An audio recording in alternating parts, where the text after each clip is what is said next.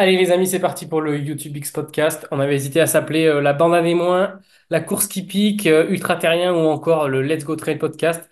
Mais finalement, le meilleur nom, c'est le YouTube X Podcast, puisque ce qu'on va faire ici, c'est ce qu'on fait sur le canal YouTube X, mais en mieux. Pour ceux qui savent pas, ben, en fait, YouTube X, c'est un canal de discussion sur Instagram où avec mes acolytes, on partage nos points de vue sur l'actualité du trail. On a Lutrario qui est pas là pour ce premier épisode. J'ai un athlète, mais grand passionné, qui travaille désormais pour NAC, d'ailleurs, qui travaille beaucoup trop et qui peut pas venir faire des podcasts.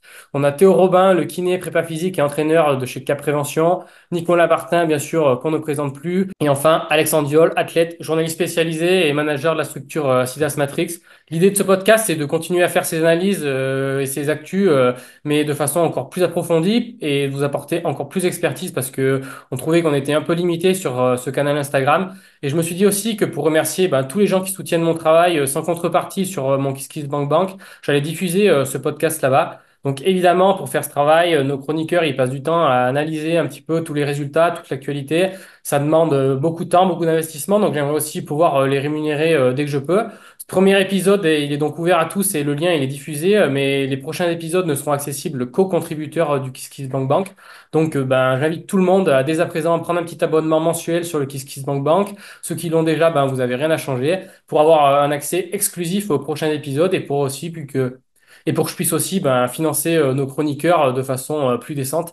Donc vous retrouverez au moins deux fois par mois, probablement un petit peu plus si on a les moyens, une analyse fine des résultats et de l'actu du trail. Comme d'habitude, on laisse à prix libre et vous pouvez soutenir ce nouveau média indépendant comme l'envie et comme vos possibilités vous guident. Donc voilà pour les explications et maintenant on peut passer à ce premier épisode. Bonne écoute à tous. Donc on peut y attaquer là. Donc d'abord, premier sujet. Pourquoi il rigole ce truc-là? On coupera C'est pas, le y a stress. pas de coupe, hein. Relance une conversation, c'est mort. Il a prévu une blague, c'est sûr, ce coup. C'est pour ça qu'il rigole. Non, même pas. Ok, c'est parti. Du coup, l'intro, j'aurais déjà fait en amont parce que sinon, j'avais peur de trop rigoler. Grosse pression sur ce podcast, le YouTube X Podcast. Premier sujet qu'on avait promis aux abonnés, où va l'argent des abonnés? Donc j'explique qu'est-ce que j'ai fait avec l'argent du KissKissBankBank. Donc là en ce moment c'est entre 250 et 300 euros par mois qui rentrent dans les fonds en fonction des dons aussi des dons uniques. Donc ça varie un peu d'un mois à l'autre. Donc là en 6 mois j'ai gagné à peu près 1 800 euros depuis le début de l'année. Et en fait, j'ai fait un gros investissement pour pouvoir un peu upgrader la chaîne YouTube. Je sais pas si vous saviez, jusqu'à maintenant, je faisais tous mes montages sur mon téléphone portable. Et donc là, j'ai acheté un MacBook de reconditionné, bien sûr, puisque ici, on est très écologique sur Back Market, pour pouvoir enfin monter sur l'ordi. Ça m'a pris un petit peu de temps de m'y mettre, mais là, je suis passé sur le logiciel DaVinci, DaVinci Resolve. Donc ça va me permettre de vraiment gagner en temps, de gagner aussi peu en qualité de montage parce que sur le téléphone, ça commençait à me prendre vraiment beaucoup de temps et le logiciel, il avait un petit peu de mal quand il y avait des montages qui étaient assez longs, donc ça m'énervait. Donc là, j'ai vraiment investi pour pouvoir avoir un montage qui est plus quali. Et le logiciel de montage aussi, je pense que là, je vais prendre la version payante qui est à 300 euros. Et aussi, j'ai investi 500 euros pour faire travailler Guillaume. Guillaume qui est venu avec nous ben, au stage de début de saison pour faire des vidéos et notamment la vidéo 24 heures en stage d'entraînement avec moi. Donc, j'espère que cette vidéo vous avez plu. On a pu faire ça, ça m'avait coûté 500 euros, sachant qu'il nous a fait un prix d'ami, puisque normalement, avoir un vidéaste pendant plusieurs jours et faire un montage de vidéo, ça coûte beaucoup plus cher que ça. Donc là, avec les 300 euros du montage, avec les 300 euros du logiciel de montage, les 1000 euros pour le MacBook et les 500 euros de Guillaume, et ben, le compte est bon. Donc, j'ai tout réinvesti. Et là, l'espoir, c'est que ça grossisse un peu pour pouvoir, bien sûr, ben, vous faire travailler les gars et comme ça. Aussi, grâce à les gens qui étaient déjà abonnés avant, ils vont pouvoir continuer d'avoir du contenu en plus avec ce podcast gratuitement. Donc voilà un petit peu au niveau des comptes, la transparence. Et maintenant, on va pouvoir passer au début du vrai podcast où vous pouvez nous donner votre actu. Donc Alexandre, est-ce que tu peux nous raconter cette nouvelle ligne qui s'est presque ajoutée à ton palmarès de courses mondialement connu dans le Cantal? Ah, mais tu peux rappeler un peu le principe du KissKissBankBank et surtout rappeler que, effectivement, les gens, ils peuvent soit faire un don mensuel, soit faire un don unique.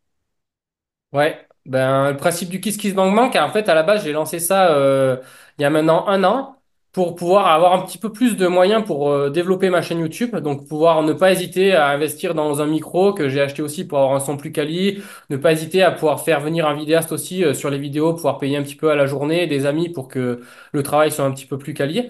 Donc, ça a augmenté petit à petit. Et donc là, on est sur un rythme de croisière à peu près à 250 euros par mois où les gens, c'est un principe de don en fait. C'est vraiment un pourboire. Si le contenu plaît aux gens, ils peuvent me donner un petit coup de pouce. Mais il n'y avait pas de contrepartie jusqu'à maintenant. Et je me suis dit, ben, ça peut être pas mal aussi que les gens qui me soutiennent jusqu'à maintenant, ils ont un petit bonbon où ils peuvent suivre mon actu, puisqu'à chaque fois, je vais dire un petit peu où en est ce projet de démarcher haut niveau, et à la fois avoir votre expertise de l'analyse de l'actu.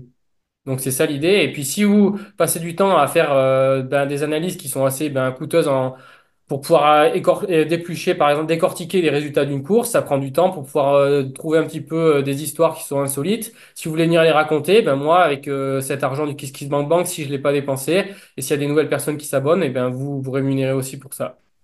Voilà un petit peu l'idée. Parfait, au top. Vas-y, raconte-nous ta course alors. Ouais, du coup, bah, pour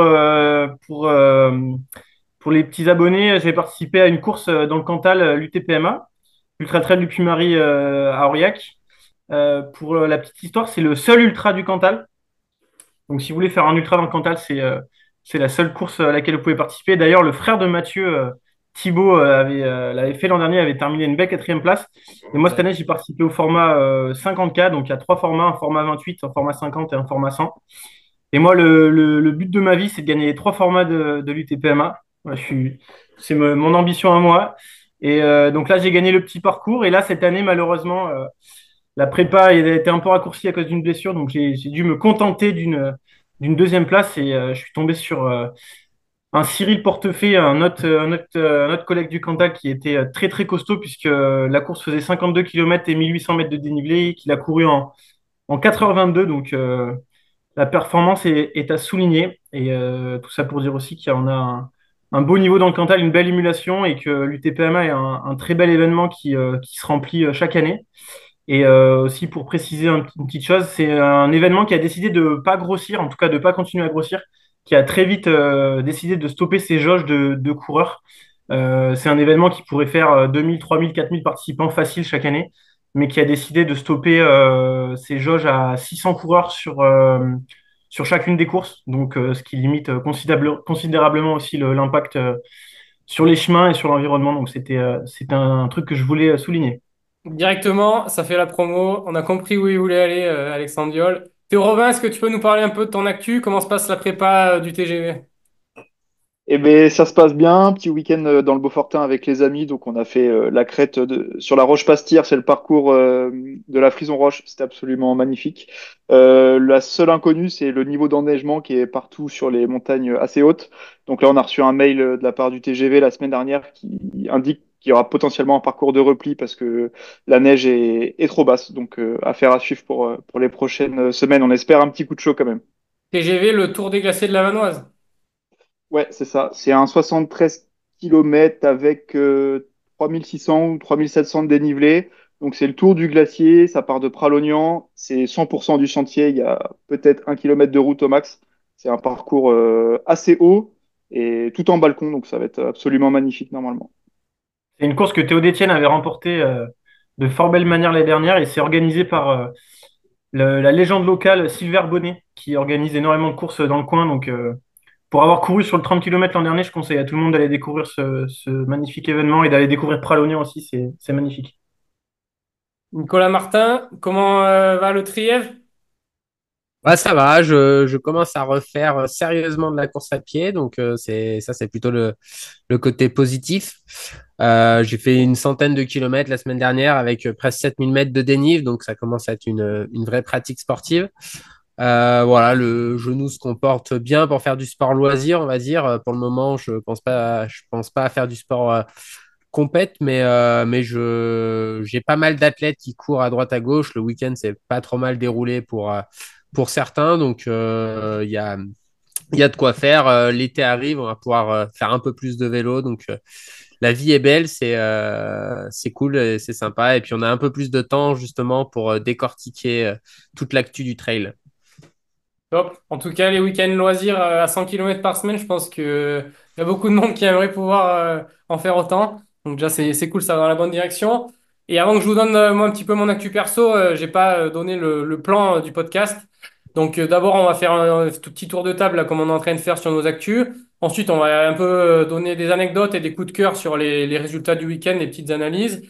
Et enfin, je vais aussi vous parler le gros sujet, enfin le sujet un petit peu du jour qui va clôturer ce podcast. C'est un gros scandale autour d'une marque de nutrition qui n'a pas été abordé par les médias français et dont j'avais un petit peu envie de discuter sur ce sujet du jour. Et donc moi, comment ça va? Ça va pas trop mal là, sur la reprise. J'ai fait vraiment des gros volumes à vélo. Je me fais vraiment plaisir sur la bicyclette.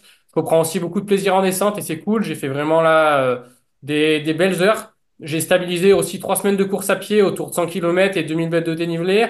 Et je pense que maintenant, il faut diminuer un petit peu le vélo, même si les belles journées qui arrivent donnent envie d'aller dehors. Il faut diminuer un petit peu le vélo pour pouvoir remettre un petit peu plus de course à pied parce que les sports croisés, c'est bien, mais là, il faut que j'arrive un petit peu plus enchaîner les bornes et trop de vélo, ça a aussi réduit les capacités de récupération de la course à pied. Donc là, sur le programme de ces prochaines semaines, c'est d'essayer d'augmenter un petit peu ce volume hebdomadaire et d'essayer de faire disparaître les toutes petites gênes qui me restent là de cette reprise, notamment. Je vous donne ici en exclusivité, j'ai des petites douleurs périoste, mais rien qui est ingérable, donc ça va passer. Donc maintenant, je pense qu'on peut passer sur l'actualité du week-end et les résultats. Et je pense qu'on peut pas commencer cette section sans parler de la tragédie qui s'est passée au l'Ultra Trail du Haut-Gifre avec une personne qui est décédée sur le parcours et plusieurs secours, aussi 2 blessés graves. Donc je pense que pour commencer, on peut d'abord exprimer notre condoléance à toute la famille et toutes les personnes qui sont blessées en souhaitant que les choses aillent pour le mieux pour les personnes qui sont encore peut-être incertaines. Et, et voilà, c'est tragique, mais la montagne, elle est cruelle. Moi, j'étais un petit peu déconnecté ce week-end parce que j'étais en Italie, j'ai pas suivi le détail avec beaucoup d'attention, mais par contre, ouais, la montagne, elle est tragique, elle est belle, il faut la respecter. Donc, je pense qu'on pouvait pas faire de l'actu sans parler de ça en premier. Est-ce que Théo, tu veux dire quelque chose? Ouais, bah, c'est un sujet assez compliqué vis-à-vis des blessés et du mort qu'il y a eu quand même. C'est aussi complexe d'avoir tous les éléments dans la tête, enfin, de comprendre tous les éléments, la météo, l'orga, les coureurs, quelles sont les responsabilités. Quand on regarde sur Facebook, tout de suite ça crie à droite, à gauche, c'est la faute à qui, etc. Donc ça, c'est un petit peu difficile et perturbant. J'espère que tous les coureurs déjà vont s'en remettre, sauf la personne décédée malheureusement et toutes les condoléances à ses proches. Et puis aussi à l'orga, j'espère que c'est une course qui sera présente à nouveau l'année prochaine, parce que ça reste une super orga, une super course avec des parcours absolument magnifiques. Mais ouais, effectivement, ça reste de la très haute montagne. Toi, tu avais un athlète qui devait courir cette course et vous avez fait le choix de pas y aller avant la course. Ouais, c'est ça. J'ai Benjamin, un de mes athlètes, qui devait faire l'UTLAC, donc c'était la première course, celle de 130 km. Et vis-à-vis de la météo, ils annonçaient 40 millimètres de pluie là en 3-4 heures. Il avait peur de cette pointe d'Angolon, il m'en parlait. Il n'était pas serein. Il faut aussi savoir que lui, il a déjà fait plusieurs fois cette course-là. Et puis il a des enfants, donc on a préféré se dire, bah tant pis, si les conditions sont pas bonnes et que tu prends pas de plaisir, on cherche un autre dossard. Donc il a pris un dossard pour début juillet sur une autre course. Et puis, je pense qu'il a pris la bonne décision pour ce week-end. Il a été intelligent là-dessus. Ouais, je pense que c'était une sage décision de ne pas y aller Ouais. surtout en connaissant le terrain, etc. Donc, je pense que ça a pu aussi aider à ne pas y aller. Donc, ouais, la montagne, elle est cruelle et voilà, quand il faut vraiment respecter, il faut vraiment aussi étudier la météo et le terrain, que ce soit à l'entraînement ou avant aussi d'aller sur une course. On va pas approfondir le sujet plus en détail puisque personne n'était sur place ou on n'est pas vraiment directement Mhm. impliqué dans le sujet. On va pouvoir passer, je pense. Bah, Bah, attends, on peut peut-être, ouais, peut-être juste Nico, il dire va un dire. truc, c'est rappeler, ça sert à ça, je pense malheureusement les accidents, mais rappeler que la montagne c'est un terrain spécifique, au niveau législatif c'est le cas, les diplômes qui encadrent la pratique en montagne, que ce soit l'accompagnateur moyenne montagne ou le guide de haute montagne, c'est des diplômes avec un terrain spécifique. sur un terrain qui présente des dangers objectifs. Dans le cas de la course, on n'y était pas. Enfin, moi, je vois à quoi ça ressemble à Pointe d'Angolon et c'est sûr que c'est quelque chose qui est engagé. Et après, les conditions étaient visiblement des échos qu'on a eus étaient vraiment apocalyptiques avec des trompes d'eau.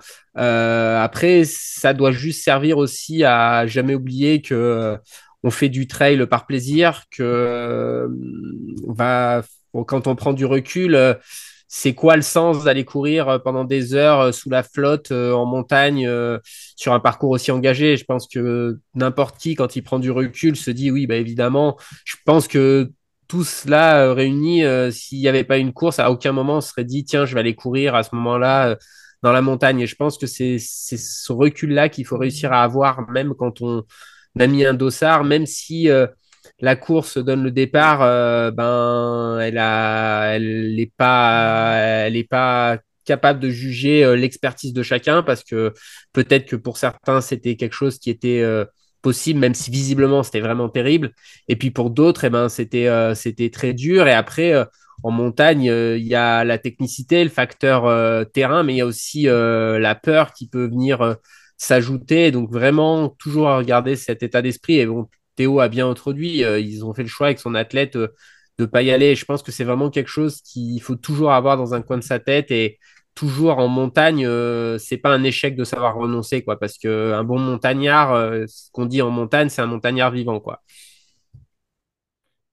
Ouais, moi, ce que je trouve intéressant de souligner, c'est quand même que justement, quand on prend un dossard, très rapidement, on se dit qu'on va être qu'on va être en sécurité, qu'on va avoir l'assistance qu'il faut en cas de besoin. Et bien sûr qu'on a chacun notre libre arbitre et on a le choix de renoncer et de ne pas participer, mais je pense que la majorité des gens qui s'étaient inscrits sont pas forcément des grands montagnards. Mais moi, le premier, hein, je suis pas un très grand montagnard et si j'avais pris un dossard et que l'organisation donnait feu vert pour le départ, je pense que j'aurais pris le départ alors que c'était peut-être pas la meilleure idée. Donc, je trouve que là, la responsabilité de l'orga elle est quand même assez importante à ce niveau-là. Donc après, on verra. Il y aura sûrement une enquête, hein. Je ne sais pas exactement comment ça se passe quand il y a un décès, mais je pense qu'il y aura une enquête et il y aura, à mon avis, des responsables qui vont devoir être trouvés. Mais quand on voit ce qui était annoncé, le fait qu'il y ait des athlètes comme celui de Théo qui a renoncé, je pense que ça pose vraiment question de la responsabilité de l'organisation à ce niveau-là. Et que, donc voilà, avoir. Il y a une enquête qui est ouverte par le procureur parce qu'il y a eu un décès et notamment pour mise en danger d'autrui. Après, va y avoir plein d'éléments qui vont être pris en compte. Moi, mon avis personnel, c'est que je pense que l'organisation imaginait pas les conditions qu'il y a eu et visiblement la perturbation est arrivée un peu plus tôt que prévu et elle est arrivée quand il y avait le gros de la deuxième course. Alors, je confonds toujours, mais je crois l'Ultra Trail du Haut-Gifre qui faisait 90 km quand le gros du peloton était justement dans cette pointe d'Angolon qui était, je pense, vraiment le secteur à risque de la course et que c'est une conjonction de phénomènes qui ont créé une situation qui était vraiment, vraiment périlleuse. Et je pense que moi, j'imagine pas un organisateur qui aurait donné le départ en sachant qu'il allait se passer ça. C'est inenvisageable. Donc, c'est forcément après, ils lui tourneront peut-être rigueur de ne pas avoir anticipé, mais je pense qu'on peut pas dire que l'organisation a fait n'importe quoi. Ils ont annoncé que les conditions étaient terribles avant le départ, que ça allait être très dur. Et voilà, après, je te rejoins. C'est sûr que quand on met un dossard, on n'a pas forcément l'expérience. Après, c'est aussi, moi, ce que je veux laisser, c'est cette prise de recul sur ce qu'est des parcours de cette difficulté-là, parce que c'est vraiment extrême et je pense qu'il faut que les gens se rendent compte réellement de ce que c'est des parcours aussi durs et que peut-être c'est possible et réalisable quand il fait très beau, mais que ça, c'est vrai en montagne. Il faut toujours avoir une marge sur ce qu'on peut faire. Et moi, je pense que sur ces parcours-là, c'est tellement exigeant qu'il y a beaucoup de gens qui ont très très peu de marge physique et mentale parce qu'ils ont moins d'expérience et c'est pas du tout un jugement, hein. Tout le monde n'habite pas à la montagne, mais c'est juste qu'il y a des centaines de trails en France et que peut-être ces parcours-là qui sont magnifiques, que tout le monde a envie de faire, hein, je comprends bien, c'est une région magnifique, ben, ils ont peut-être envie faut juste se dire que peut-être on n'est pas tout le temps apte à faire ça, et notamment si les conditions de météo sont difficiles, de savoir renoncer de soi-même, c'est vraiment le message à à transmettre de mon point de vue, quoi. Et si, je vais juste compléter s'il y a peut-être une chose que les événements peuvent mettre, je sais pas si peuvent mettre en place, je sais pas si l'Ultra Trail du Juif l'avait mis en place, mais on a de plus en plus d'événements qui mettent en place une cote ITRA minimum pour pouvoir participer à une course, ou alors qui demandent d'avoir une expérience sur une course. Là, je prends l'exemple de l'UTPMA, mais il y a plein d'événements qui le font. Pour participer aux 100 km, il faut avoir fait une course qui fait 100 points un Kilomètre ratio de effort. dénivelé kilomètre qui équivaut à 100. Donc, si vous faites une course de 70 km et 3000 mètres de dénivelé, vous pouvez prendre un dossard sur le 100 km de l'UTPMA. Je ne sais pas s'il y a ça qui est mis en place sur l'Ultra Trail du GIF, mais c'est des choses qui peuvent être mises en place pour répondre un peu à cette démocratisation du trail où effectivement de plus en plus de gens moins habitués à la montagne commencent à vouloir faire du trail et se mettent assez rapidement à vouloir faire des ultras. Et l'Ultra Trail du Haut-Gifre, moi, j'y suis jamais allé, mais pour en avoir entendu parler, les gens y vont parce que il y a un ratio kilomètre dénivelé qui est énorme. Pour les gens, ça représente un vrai défi. Et donc, moi, de mon côté, se pose aussi la question de savoir s'il y a vraiment de la pertinence à continuer à mettre en place des parcours aussi durs, en fait. Je, je sais pas. Bonne Bonne question. question. Je pense qu'on va rester là-dessus sur ce sujet. On va aller Ouais. un peu dans les résultats du week-end. Il y a eu pas mal de courses intéressantes. Skyrunning à Madère, deux courses UTMB le même week-end, donc une en France à Saint-Jacques et une en Andorre. Une course en montagne historique, Niervue-Molaison. Et puis bien sûr, l'UTPMA où il y avait notre cher Alexandre Viol. Et il y avait aussi sur la scène européenne le plus gros événement trail de l'Allemagne, le Zugspitze. Donc Zugspitze qui est le sommet de l'Allemagne. Est-ce que vous connaissez l'altitude, les gars? 2800 et quelques ou 2900? Les deux autres? J'aurais dit beaucoup moins, mais il a l'air sûr de lui, donc je vais pas m'aventurer dans ce truc-là. C'était 2962 mètres. Ouais. Donc c'est quand même une épreuve où il y a plus de 4000 participants sur les différents formats. Mais on va pas rentrer trop dans les détails. Je vais peut-être souligner peut-être qu'il y a un des athlètes que vous avez suivi, Théo, avec Cap, donc qui a Yes. gagné l'ultra le Zut Ultra. Vous le suivez encore? Ouais, alors c'est Gauthier qui le suit, alors je pourrais pas en parler avec précision, mais c'est Pierre Emmanuel qui est sponsor par Salomon. Alors il est français, mais par Salomon Allemagne. Parce qu'il Voilà, donc il réside en s'entraîne Allemagne, pas c'est ça. mal. Ouais, c'est ça. Il me Donc semble que c'est pour voilà, des raisons perso. pour ce premier événement. Ensuite, quelqu'un veut prendre la parole pour parler un peu de notre résultat? Allez, moi, je commence avec un peu mon coup de cœur du week-end. Donc, ça va nous conduire sur la magnifique île de Madère avec cette ultra skyrunning, entre guillemets. Donc, une course qui faisait plus de 45 km et 3600 mètres de dénivelé. Donc, plutôt un format long pour le skyrunning. Et la performance vraiment, je pense, magistrale quand même, on peut utiliser le terme de Lucille Germain qui prend une 8e place au scratch à 1 minute et quelques 1 minute 20 je crois de Peter Frano, à 2 minutes 20 de Gianluca Giano. Donc grosse course, 18 minutes d'avance sur Oyana Cortazar, sa dauphine. Donc, si on rapproche ça un petit peu de ce qu'on a vu au championnat d'Europe de trail, c'était un format à peu près de la même distance, enfin de la même durée, pardon. Ça l'aurait mis autour entre Blandine et Adeline en termes d'écart comparativement à Oyana, qui était sur les deux courses.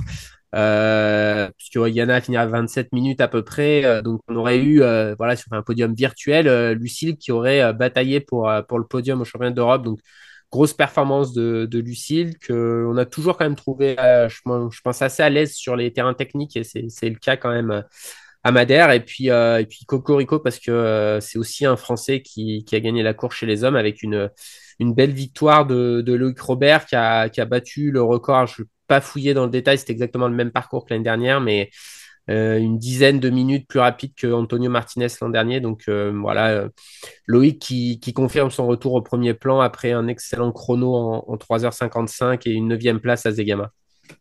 Et Lucille, qui aussi, si le parcours était relativement similaire, aurait battu le record de plus d'une demi-heure de l'an dernier. Oui, oui, oui, vraiment, vraiment bien au-dessus. Non, mais Lucille, c'est une performance, c'est toujours dur à juger, mais que moi, je juge je pense pas loin de 800 en cotation, donc c'est quand même du lourd. Ouais, et pour l'avoir On eu un petit verra peu ce que. par message, elle m'a dit que elle avait jamais fait quelque chose d'aussi technique. Et j'invite les gens à aller voir la page Instagram de Lucille. Je crois qu'elle a repartagé une vidéo où on la voit descendre avec une corde et des, une personne qui est là pour la rattraper au cas où. Donc, ça a semblé être hyper technique. En plus, ça a été rendu humide par la pluie. Donc, assez impressionnant sur ces formats-là. Elle a bossé tout l'hiver. Elle s'entraînait vraiment tout l'hiver sans prendre trop de dossard. Elle a mise tout cette année sur le skyrunning et je pense qu'au niveau français, voire européen, sur des parcours vraiment techniques et engagés, je pense c'est l'une des meilleures. Ça, c'est sûr. Merci les gars. Donc, ouais, une course qui manquait peut-être un petit peu de densité. Pas beaucoup d'athlètes qui ont fait le déplacement, mais ça n'a pas empêché d'avoir des grosses performances à l'avant de nos Frenchies. Donc, ça, c'est cool. Théo, est-ce que tu as un petit coup de cœur sur les différents événements du week-end? Tu veux parler des coups de cœur pour les athlètes? C'est ça? Ouais? Ouais, Tu gros suis coup de pas ou cœur. quoi? Si, je sais pas, c'était d'abord les résultats, après les coups de cœur. Ouais. Gros coup de cœur pour un copain de copain avec qui j'ai couru en avril quand on a fait la reco de la Maxi Race. Il s'appelle Anthony Pontier. Il n'y a pas grand monde qui le connaît dans le trail, mais là, cette année, il s'y est mis et il a fait 11e sur la Marathon Race après avoir longtemps bataillé quand même avec Vincent Viette. Et puis là, il vient de faire 4e sur l'Ultra du Saint-Jacques en 15h07, sachant que devant, il y avait Sylvain Court, Alexandre Béraud et Geoffroy Bonnet, et ça se gagne en 14h22. Donc voilà, petite pensée pour lui, il a fait une sacrée perf pour un premier ultra. Après, Tony, qui a été un des meilleurs cadets sur 2000 mètres steeple, qui était plutôt quelqu'un qui vient de la route. Donc, ouais, c'est une belle reconversion. Et si je dis pas de bêtises, je crois qu'il est entraîné par Patrick Vinger, mais Aïe, si. aïe, aïe. Non? Aïe, Non? aïe, aïe, aïe, aïe. Non, non, Non, c'est je crois vous. pas. Il avait failli travailler avec, mais c'est vous qui le Ouais. suivez, c'est Mais ça? son papa est coach. Non, non, c'est un copain de copain. Non? Mais Ok. son papa est coach, par contre, de Manon Trapp, des frères Ouais, Graul. Ouais, ouais, son ouais, ouais, papa, bah, Jeff Jean-François qui a été Pontier, pendant qui est. longtemps le responsable un petit peu du trail et de la course en montagne à la Fédé, donc ouais, quelqu'un qui a une énorme expérience de l'athlé, quoi. C'est une légende un petit peu de l'athlé. et puis Anthony Pontier, ouais, il n'est pas très connu dans le trail, mais la génération de Crossman de 97 l'avait un peu en hantise dans les années jeunes, parce qu'il a été plusieurs fois champion de France de cross, quand même redoutable dans ses années jeunes. Donc, belle transformation vers le trail. On va voir s'il confirme un petit peu sur la suite. Il avait fait 5e aux Jeux Olympiques de la jeunesse en cadet. Donc c'était comme Ouais. disait Nico, c'était un des athlètes français les plus Ouais, prometteurs. Et puis il s'est un peu perdu ensuite dans ses années juniors espoir, peut-être un surdosage de pression et d'entraînement, notamment avec un père qui est fortement présent qui était, comme disait Nico, notamment au niveau de la fédération. Donc c'est très cool de le revoir sur le trail. On voit qu'il y a de plus en plus aussi de routards, de pistards qui viennent se casser les dents au début et puis qui confirment aussi petit à petit sur les formats trail. Donc c'est chouette, ça va continuer de densifier la discipline.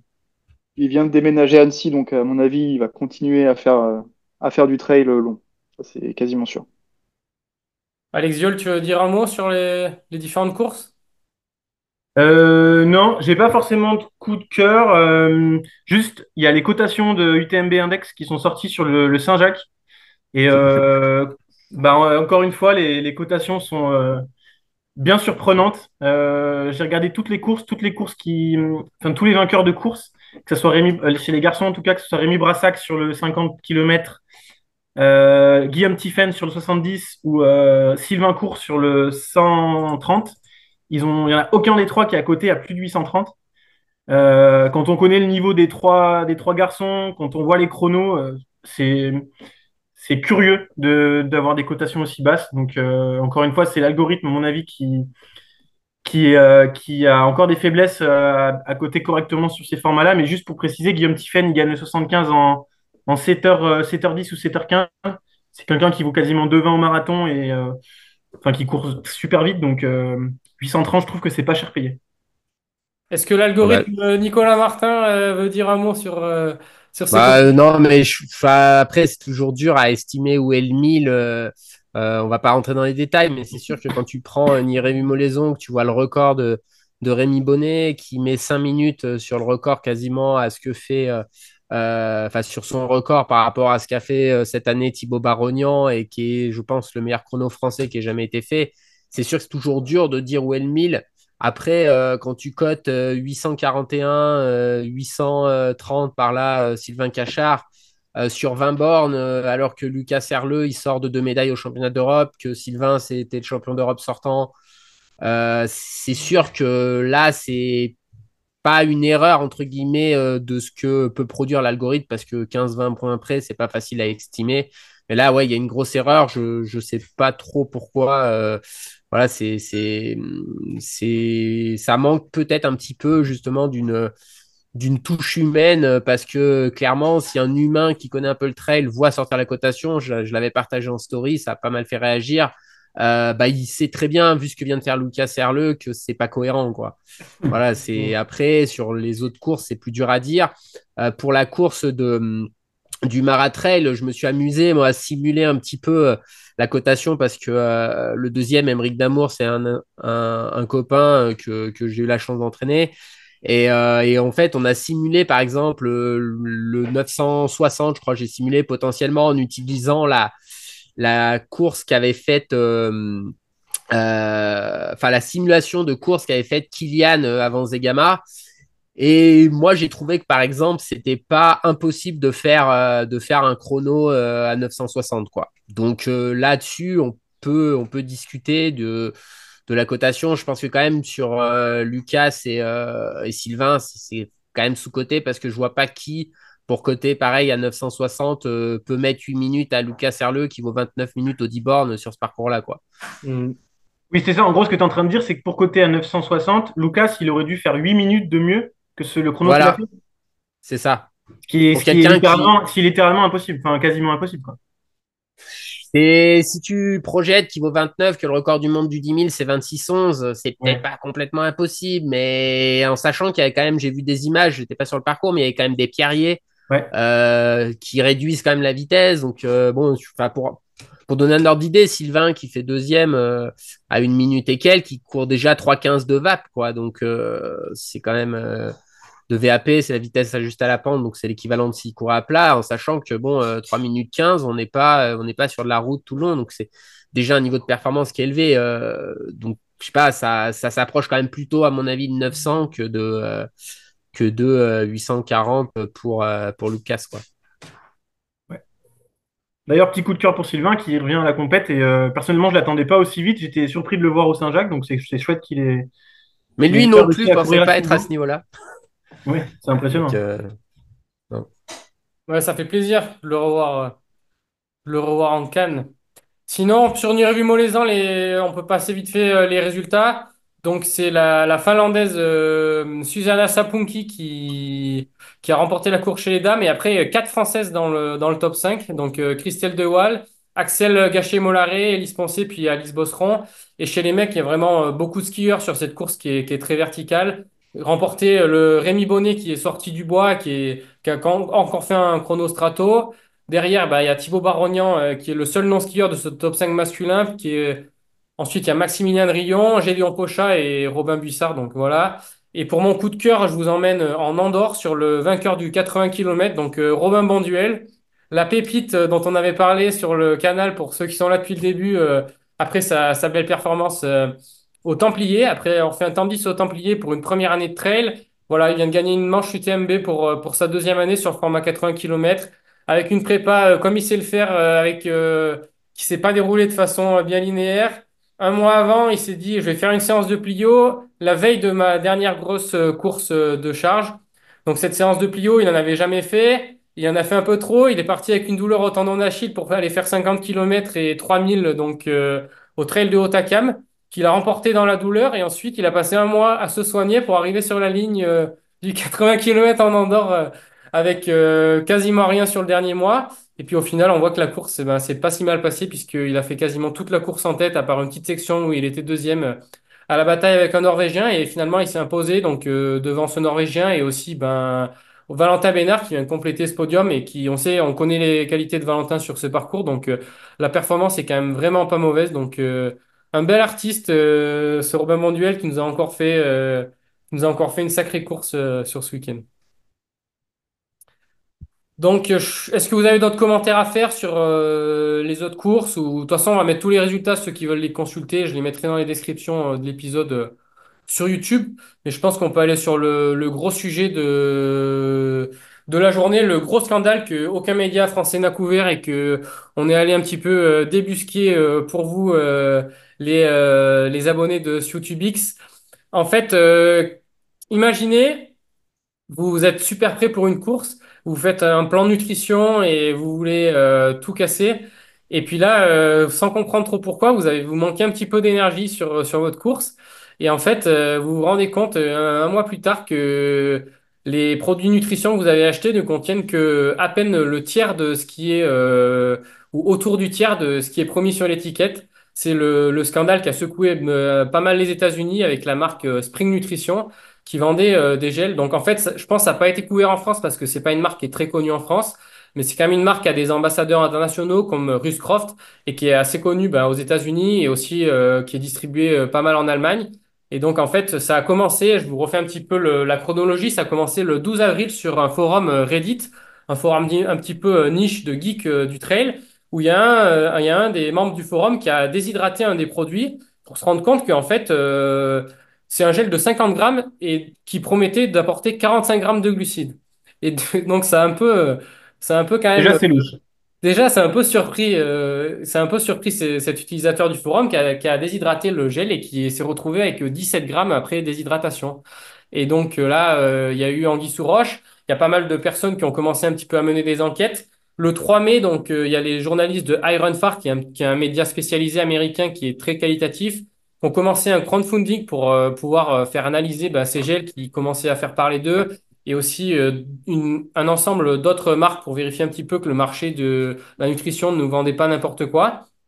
En parallèle, il y a le 17 mai, donc un distributeur allemand qui s'appelle Sporhunger qui a retiré les produits de leur catalogue en affirmant aussi, en publiant des résultats de labos comme quoi ces gels ne correspondaient pas à ce qui était écrit sur l'étiquette. Et enfin, donc le 28 mai, il y a aussi ben, un autre podcasteur américain qui s'appelle Jason Coop qui a publié des résultats parce que lui, il est aussi entraîneur, il a plusieurs athlètes qui avaient raté des courses à cause probablement ben, à cause de sa nutrition et du coup il a voulu en savoir un petit peu plus et donc lui aussi il a trouvé les mêmes résultats donc 17 grammes de glucides au lieu des 45 dans ses produits et d'autres produits aussi qui étaient pas conformes et enfin donc pour terminer l'histoire le 4 juin il y a Ironfar qui a publié ben, tous ses résultats avec un article qui détaille tout ce qui s'est passé et comment s'est passée l'enquête et donc ils ont testé plusieurs autres marques qui sont assez connues dans le marché comme SIS ou Morten ou NAC et en fait, toutes les marques étaient bien dans entre 80 et 120% de ce qui était annoncé. Donc, plus entre 90 et 100% à peu près pour tous les produits. Donc, sauf cette marque Spring Nutrition qui a ben, vraiment pas du tout rempli ce qui était passé. Donc, je vais vous mettre l'article si vous voulez lire un petit peu plus en détail. J'espère qu'il n'y avait pas des personnes qui écoutent ce podcast, qui utilisent ces produits et qui apprennent les mauvaises nouvelles. Donc, je vous invite à pas du tout aller les acheter et surtout ils étaient très très chers. Ces gels. Donc voilà, il y a pas mal d'enjeux autour de ça. Donc imaginons que vous êtes un athlète pro bah, sponsorisé par une marque de nutrition et vous sous-performez depuis 2 ans. Et ben si c'est dû à votre nutrition parce que vous n'arrivez pas tous vos entraînements sont faits avec une sous-nutrition et les courses pareilles, et ben ça peut quand même avoir des gros enjeux. Ou imaginons une personne qui est diabétique et qui se fie à son plan de nutrition un petit peu pour gérer sa santé, etc. Donc ça peut y avoir aussi des gros enjeux là-dessus. Donc je pense que c'est un sujet qui méritait aussi d'être traité et qui méritait d'être abordé. Je pense que ouais, au niveau de la santé, de la performance autour des athlètes, c'est quelque chose qui aurait pu avoir beaucoup d'impact et qu'aucun média en France n'a couvert. Donc, mais bon, si je vous rassure, le test d'Ironfar a montré que tous les autres produits étaient conformes à ce qu'ils annonçaient. La plupart du temps, un tout petit peu en dessous, mais globalement très conformes. Donc, je sais pas s'il y en a qui veulent réagir sur ce sujet ou on peut. Ça a coupé Ouais, je parce que. pensais, on t'a rien dit parce que je pensais que tu le Ouais. voyais. Parce que ça fait un moment qu'on voit moins de 3 minutes. Je me suis dit, il va relancer. Non, mais c'est pas grave. Mais ça montre les dessous de YouTube X Podcast. Pour l'instant, On fait avec les moyens du bord. On verra si on prend la version payante de Zoom pour faire des podcasts qui coupent pas. Donc voilà, j'étais sur la conclusion de ce petit sujet Spring Energy. C'est quelque chose qui était intéressant. En tout cas, l'article, il creuse bien la problématique. Je vous invite à aller le lire si vous avez envie. Est-ce que les gars voulaient réagir avant qu'on termine ce podcast?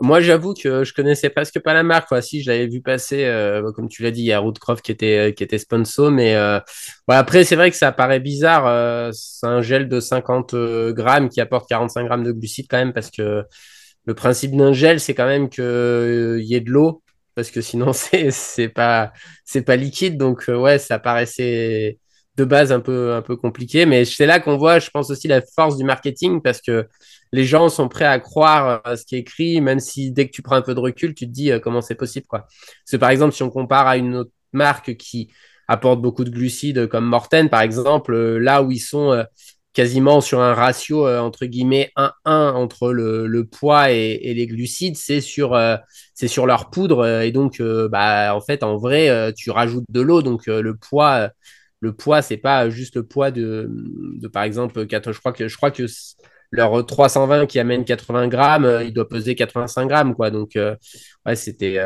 Mais bon, après, entre 45 et 17, il y a quand même une grosse différence. Ouais, là, pour moi, c'est quand même de l'escroquerie, quoi. D'ailleurs, je sais pas si Ruthcroft est au courant du scandale, mais sur son compte Insta, il y a toujours, il y a marqué ses partenaires, il y a toujours Spring Energy. Donc, il faudrait peut-être l'avertir que Ouais, qu'il je y a compte un sur toi pour problème. lui envoyer un DM, Alex. Ben non, mais vrai sujet, tu pourrais essayer de la contacter et de voir ce qu'elle en pense, est-ce qu'elle est au courant et qu'est-ce que, tu vois, Bah, fais ça et quels sont puis les dessous de l'affaire. si les gens s'abonnent, je te donne le financement pour que tu passes du temps à faire ça, ok? Allez, s'il y a 10 abonnements en plus après l'épisode du podcast, on mène l'enquête. Bah, tous les agents qui s'abonnent maintenant, je mets l'argent sur Alexandre pour qu'il vous raconte comment Ruscroft a vécu ce scandale de l'intérieur. Non, on est bon là pour le premier épisode? Ouais, et Parfait. juste, est-ce que tu veux parler un Yes. peu des primes de l'UTMB ou pas? Bon, Et t'as pas parlé de François aussi sur le l'Andorre? bah, Théo, qu'est-ce que tu penses de la performance de François Daen, un petit peu en retrait sur C'est sur ce- nul, c'est cette nul. finale. Eh ben, c'est pas au niveau auquel on l'attendait, je pense. Mais bon, normalement, c'est pas son objectif principal. Ça sera sur le Tour des Géants en septembre qu'on doit l'attendre. Voilà. Je me suis laissé dire qu'il y avait un peu de mal à revenir de sa blessure, que ça lui créait un petit peu des douleurs de compensation, je crois. Et puis aussi, il a eu une petite gastro, je crois, juste avant le départ. Et voilà. Bon, après, ça reste François, quoi. Même s'il n'est pas bien, il a quand même fini la course. Et on n'a pas parlé du vainqueur de cette course parce que c'est quand même un relatif inconnu. Zachary Garner, un Américain qui avait comme principaux faits d'armes, on va dire à l'international, une 19e place à la CCC. Et là, il a coté, je vous fais ça de mémoire, j'ai regardé tout à l'heure, je crois 901. Donc quand même une belle 902, ouais. cotation. Donc ouais, quand même une surprise, quoi. À un moment donné, Ben Diman était parti. J'ai dit bon bah Ben va s'imposer. C'était quand même le favori. Et puis finalement, Zachary est revenu puis l'a lâché. Donc ouais, une victoire quand même un petit peu surprise sur cette course d'Andorre. Alexandre, tu veux nous parler de nouvelles primes qui ont été annoncées sur les finales de l'UTMB et des World Train Major qui ont été aujourd'hui publiées dans la newsletter de la course et qui ont été développées en partenariat, enfin pas en partenariat, mais qui ont été aussi qui ont été changées sous les conseils et l'impulsion de la PTRA, donc le syndicat des trailers pro qui veut être mieux rémunéré sur les résultats des courses. Tu veux dire un mot sur cette grille? Est-ce que tu l'as sous les yeux là? Ouais, je l'ai, mais t'as l'air plus au courant que moi, donc tu peux en parler. C'est toi qui nous as envoyé l'info en plus. Ben ouais, j'ai juste reçu la newsletter, donc on voit que l'OCC et la CCC sont passés à 13 000 pour la gagne, et ensuite c'est très très dégressif puisque la deuxième place sont à 7 500, et ensuite on arrive vite à 2 000 pour une sixième place, et 8, 9 et 10 sont à 1 000 euros, donc ouais c'est quand même relativement dégressif. On a aussi sur les majors maintenant des primes qui ont été fixées à 5 000 sur les trois distances des majors. Et enfin, ben, l'UTMB qui est la course reine, hein, qui est à 20 000 euros pour la gagne, 12 000 pour la deuxième place, 8 000 pour la troisième place, dégressif jusqu'à 1 500 euros sur la dixième place. Moi, le seul petit commentaire que je ferais, J'aurais peut-être préféré que les grilles soient un petit peu moins rapidement dégressives et un petit peu plus égalisées, parce que je pense que ouais, en fait, bon, j'ai pas trop préparé ce sujet-là, mais je pense qu'il y a quand même des études qui ont montré que plus les égalités de revenus étaient élevées en fait au sein de l'élite d'un sport, plus les incitations au dopage étaient corrélées. Donc ça semble assez logique, mais il y a quand même des études qui l'ont montré. Donc je pense que si on avait une grille qui s'était allée un petit peu plus loin, avec moins de différence, et ben peut-être que ça pourrait un petit peu aussi, ça pourrait peut-être un petit peu baisser les tentations de dopage qu'on pourrait avoir. Donc voilà, ce petit commentaire, je sais pas si vous voulez ajouter quelque chose. Je suis d'accord avec toi là-dessus. Je comprends pas. En plus, le mail dit bien, la newsletter dit bien qu'ils veulent renforcer la professionnalisation du trail.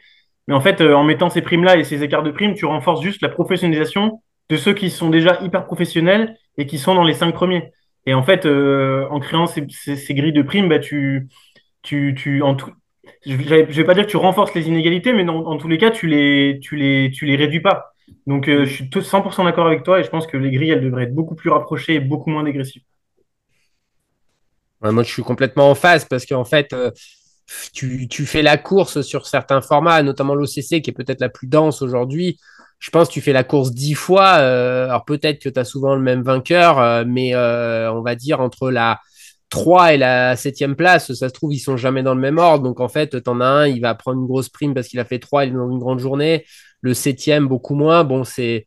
Ouais, je pense que c'est aussi la limite, à mon avis, que connaissent un système comme les Golden, c'est qu'à un moment donné, en fait, si soit il y a un microcosme économique derrière qui professionnalise tout le monde indépendamment des résultats, c'est le cas par exemple du cyclisme, mais dès que les primes sont quand même un vecteur de revenus pour les athlètes qui sont pas négligeables, parce que pour certains athlètes, ben, ça peut représenter une grosse part de leur contrat, surtout chez des jeunes athlètes qui sont en devenir.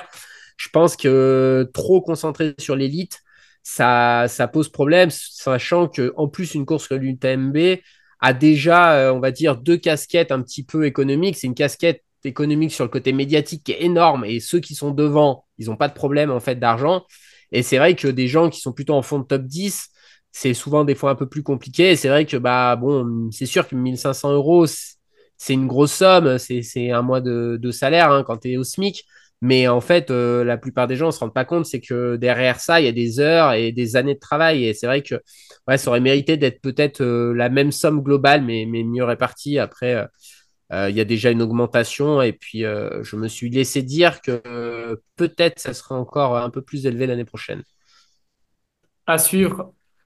Bon, mais je pense qu'on peut clôturer là-dessus. Donc, s'il y en a qui sont encore là à nous écouter ou à nous regarder, n'hésitez pas à mettre un petit commentaire pour nous dire si ça vous a plu ce nouveau format, si vous avez des sujets que vous voulez qu'on investigue ou qu'on débatte un petit peu plus. Et puis surtout, ben, ce premier épisode, comme vous le savez, il était ouvert au public, mais la suite, ce sera en privé, donc sur le KissKissBankBank. Donc, n'hésitez pas dès à présent à prendre un petit abonnement mensuel, comme je vous l'ai dit, c'est prix libre en fonction de vos besoins, donc et en fonction de comment vous voulez soutenir et promouvoir notre travail. Donc à bientôt pour j'espère un prochain épisode de ce YouTube X podcast. Salut les amis. Merci Mathieu, à bientôt. Ah, ciao Salut à ciao. tous! Ciao. Ciao.